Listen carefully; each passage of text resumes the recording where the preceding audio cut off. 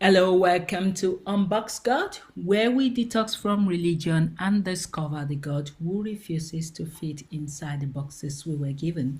I'm Tolu Sarah Johnson, and here we explore who God really is beyond fear, beyond formulas, and beyond everything we were taught to perform.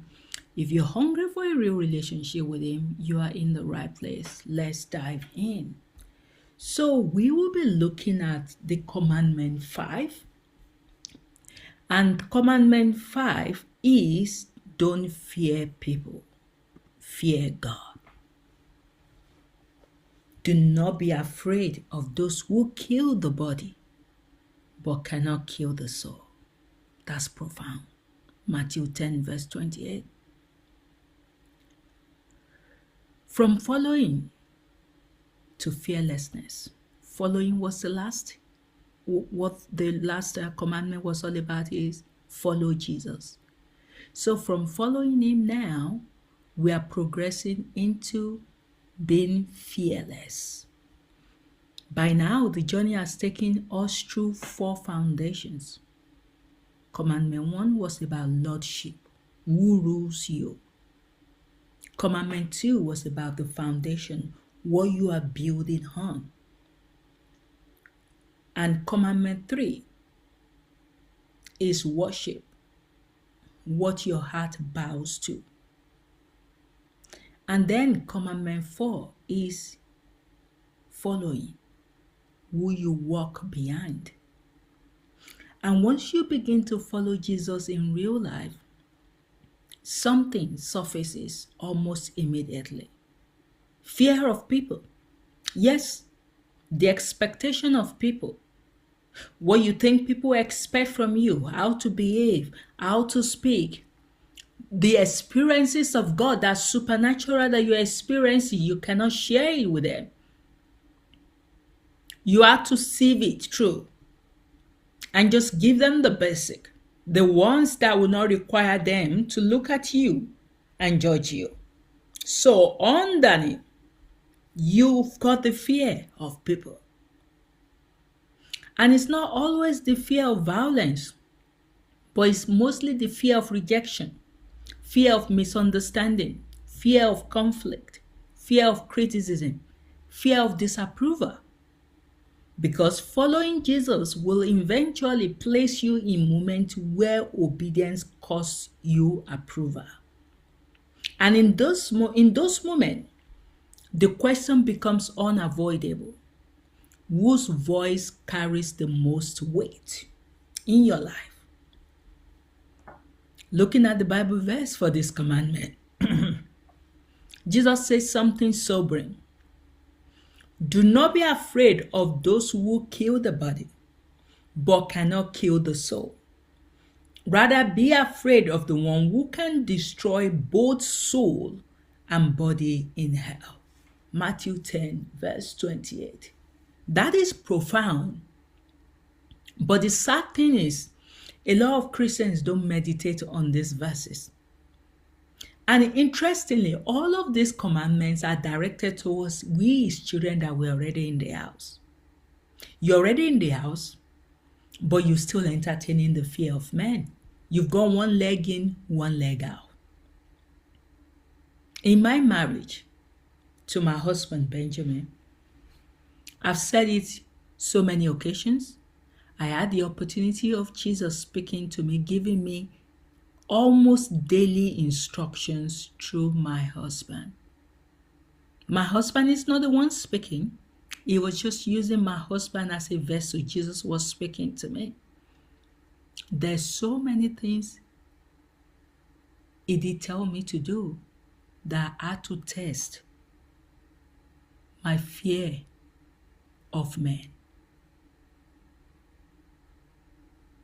God put me in situations where he's able to ascertain who my loyalty is for. Is my loyalty to Jesus, to God, to Holy Spirit, or is my loyalty to man? It tested me and my husband so many times. And even though it was difficult, even though I couldn't explain my journey to people, And I'm still in that situation even now, especially families.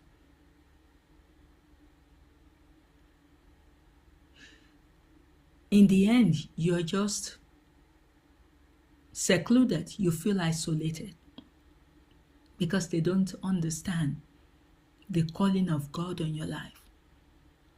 And there's no way of explaining it. But if you want to belong to God, of course you already belong to God, but you know what I mean? If you want to be intimate with Him, to be His dear friend, friend of Jesus, friend of Holy Spirit, friend of God, He will test your loyalty. And you will have to learn not to fear men. The ministry that myself and Matthew started 2.5 years ago, which is speaking to people in heaven, interviewing so many great men of God, interviewing Jesus, interviewing God, interviewing Holy Spirit. I must tell you, at the beginning, those thoughts came to me. Tolu, what about if people watch all of these videos and they start trolling you? What about if they start accusing you of being deceived, of falling away, of being stupid, of being a fool? There were so many thoughts that came to me. But each time, I always respond back, I know it is God. Jesus has spoken to me through this way for so many years. That wasn't coincidence. He was preparing me for now. And I had to learn to embrace it and to push the fear of man aside. At least 2 or 3 people came to me and said, are you sure you're doing the right thing? Are you sure you've not backslided? But your journey with God will come to that stage where the voice that carries you most will have the say in your life. So this verse has often been used to produce anxious religion, yes. But Jesus is not cultivating anxiety here. He is reordering reverence.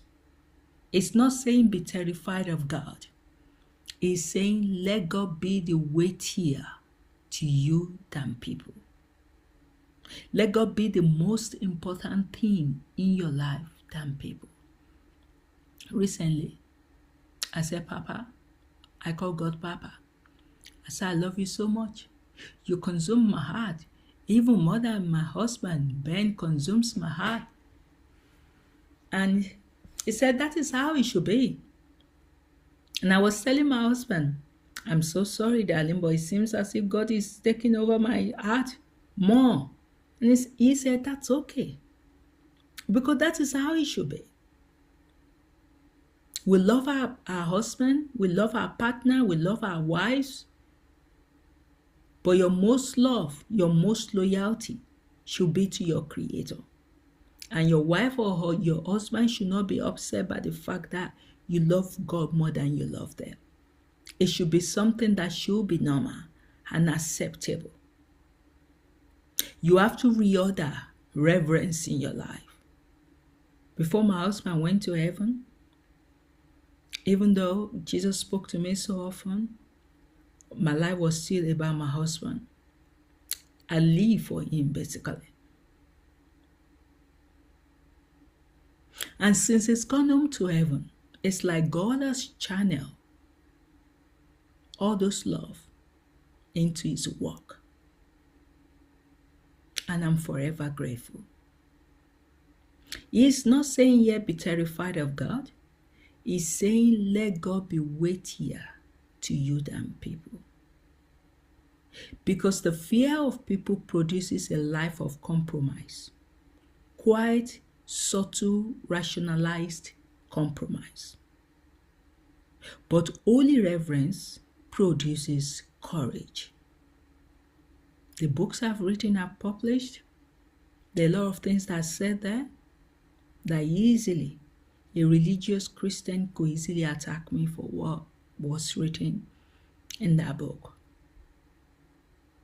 But you have to determine, who are you going to serve?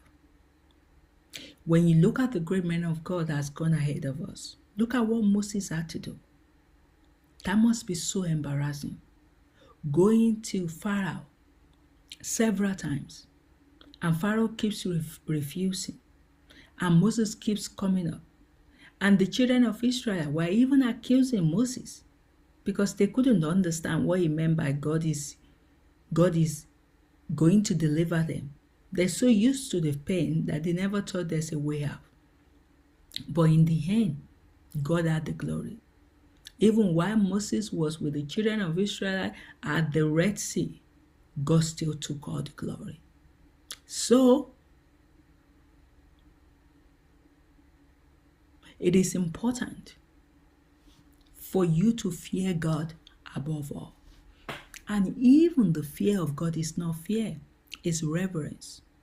I had a fear of God before, but it wasn't a holy fear. It wasn't a fear that pushed me, that draws me closer to Him. It was fear that actually separated me from Him. So I was just looking at God from afar. I wasn't willing to be close to Him because I thought He was an angry God. But now, I love Him, I respect Him, I fear Him, but I don't fear Him like running away from Him. I just respect Him, I revere Him in my life.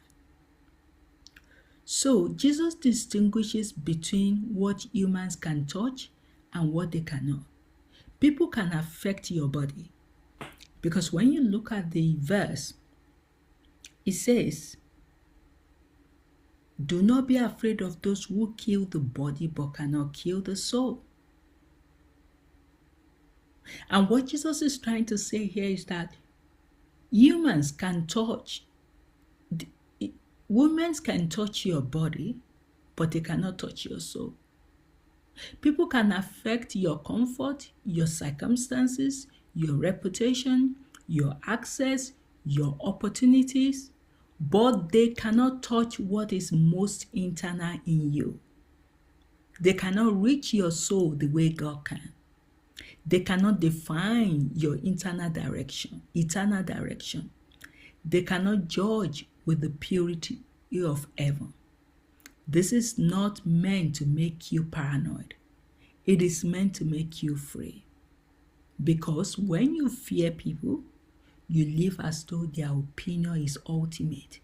But when you fear God, you remember the only one voice. And that's God's voice, and that is the final voice in your life. You remember that only one voice is final. So, holy fear versus religious fear.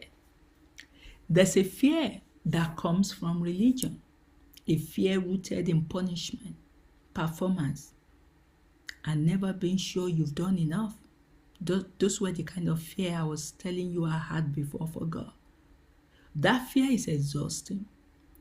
It produces hiding, striving, and shame. But the fear Jesus speaks of here is different. It is reverence, a clean, pure awareness of who God is. Like the respect a child has for a good father. Not terror, but weight. Not dread, but honor. Not God is unsafe, but God is holy, and His voice matters more than everything else. This kind of fear doesn't make you run from God. It makes you steady beside Him. I want you to look at this analogy. Imagine you are hiking through thick fog. You are with a large group, and everyone is shouting directions. Go left, no right, follow me. I've done this before. That way is dangerous. You look foolish if you go that way. The louder the crowd becomes, the harder it is to know where you are going. But in your hand is a compass, quiet, steady, unchanging. The compass does not raise its voice. It does not argue. It simply tells the truth. Now, here is the question. Will you follow the crowd because it is loud, or the compass because it is true? Of course, I will follow the compass. I will follow the map in my car than follow the description of so many noises or of so many people. So fearing people is letting volume replace truth. Yes, is letting the voice of other people in your life replace truth. But fearing God is letting truth outweigh volume. You need to allow the truth, God, Jesus, Holy Spirit. You need to get to a stage in your life that their presence, their instructions, their truth outweighs volume in your life. It outweighs what other people might be telling you. The fear of man is the crowd in the fog. The fear of God is the compass in your hand. And the difference between them is not comfort, it is survival. Because if you ask yourself why we fear people so easily, people are visible. Their reactions are immediate. Their approval feels tangible. And God is often quieter than the crowd. Not because he is absent, but because he refuses to manipulate. Have you been in situations where you're following God's leading, but people bring out their Bible and they say, but what you're doing is not written in the Bible? It's just like the first time I told somebody that God is really depressed. The person was like, Tolu, like called my name, like with surprise that you can't be right. Are you kidding me? God is depressed? So a lot of the informations I know, it's very difficult to be able to sit around people and let them in. Because if you let them in, they might begin to sound noise, speak nonsensical things into your life that can sow the seed of doubt, the seed of fear, and that can begin to overwhelm the voice of God in your life. So for me, the way I've been able to quiet the crowd in my life is to avoid having crowd around me in the first place. It's the process of elimination. And some people might think, Tolu, you've gone to the extreme. But why won't I go to the extreme for my Father? When Papa is in heaven and is in deep sadness, he's gotten so used to sadness that he doesn't even know how to be happy. For the first time 2 days ago, it became clearer to me when King Solomon said, Tolu, it's selfish for you to want God to be happy. You have to meet him where he is. That's what friends do. You meet them where they are. And there, I saw another perspective I've never thought of, that I needed to meet him where he is. So there are important matters. There are things of life and death. There are things that often boggle God's mind. Those are the things that I carry every day. That how can I be a better daughter to him today? How can I meet him where he is? And for me to be able to do that effectively, I have to use the approach of elimination. I have to eliminate people that will not help this journey. I have to eliminate them, and through that process, I have quieted the noise that can be around me. So, God is often quieter than the crowd, not because he is absent, but because he refuses to manipulate. And so many people end up living for what they can see, the comment, the facial expression, the rejection, the praise, the social consequence. But Jesus calls us out of that prison because the fear of man makes you edit your obedience. It teaches you to negotiate with your conscience. It teaches you to negotiate with God. It keeps you reasonable when heaven is calling you to be faithful. So are you in heaven? Are you still locked down by what people will say? Do you still care about that? Or you care about what God desires in your life? So, the hidden cost of the fear of man. Fear of people is not a small issue. It shapes decisions. It silences truth. It delays obedience. It kills callings quietly. And sometimes God asks a person to speak, to act, to build, to start, to publish, to comfort, to love boldly. And fear of people does not always say, don't do it.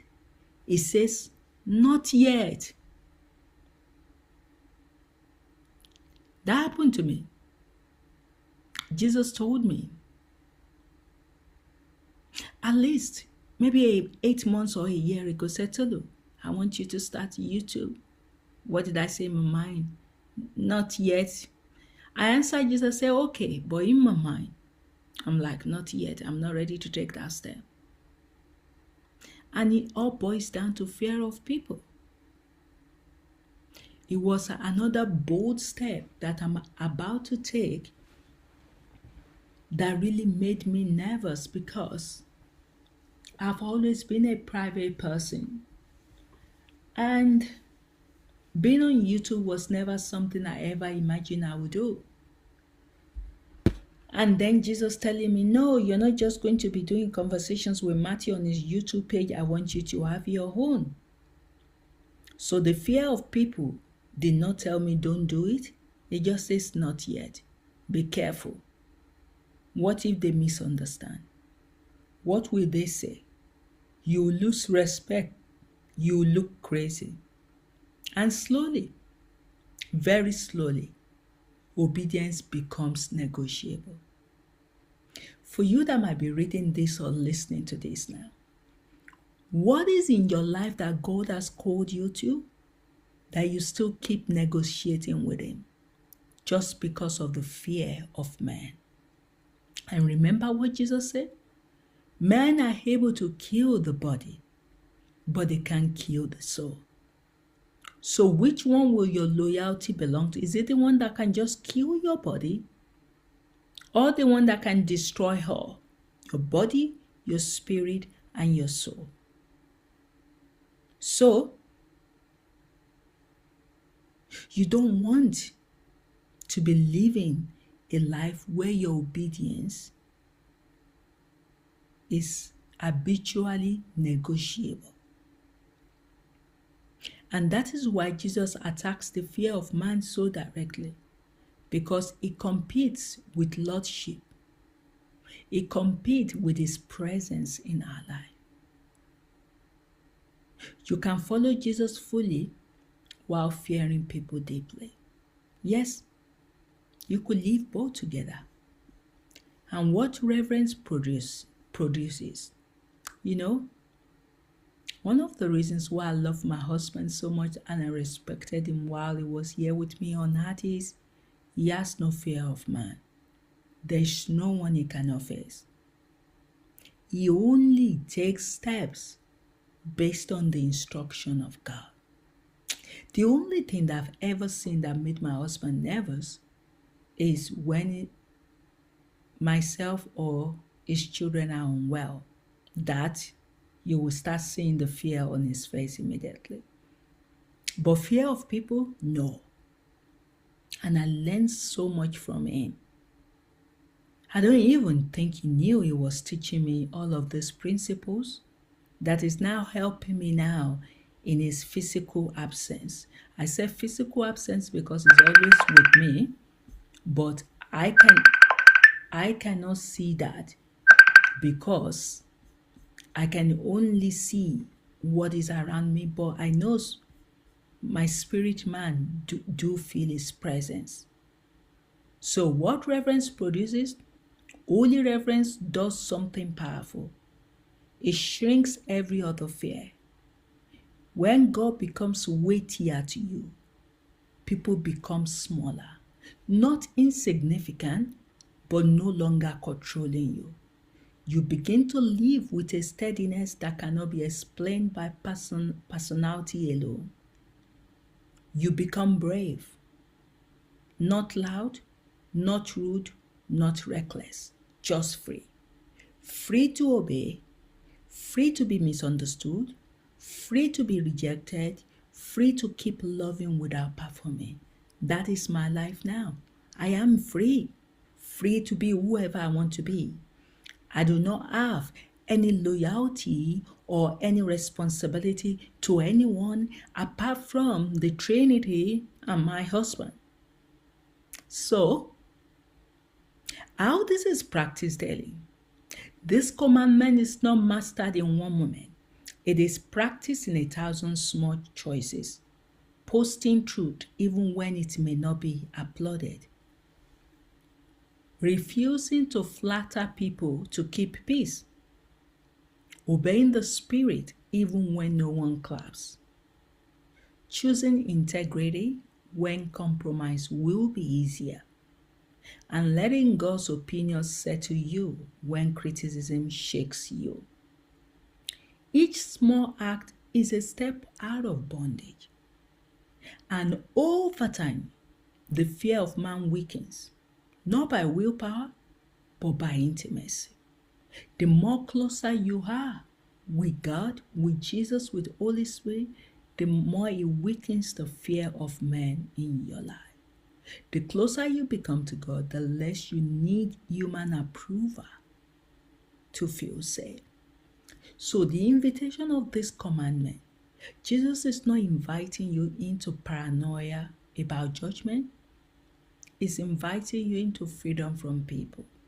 He's saying, let God be your anchor. Let heaven be your reference point. Let eternity weigh more than opinion. Because if you live by the crowd, you will always be unstable. But if you live by reverence, you will be unshakable.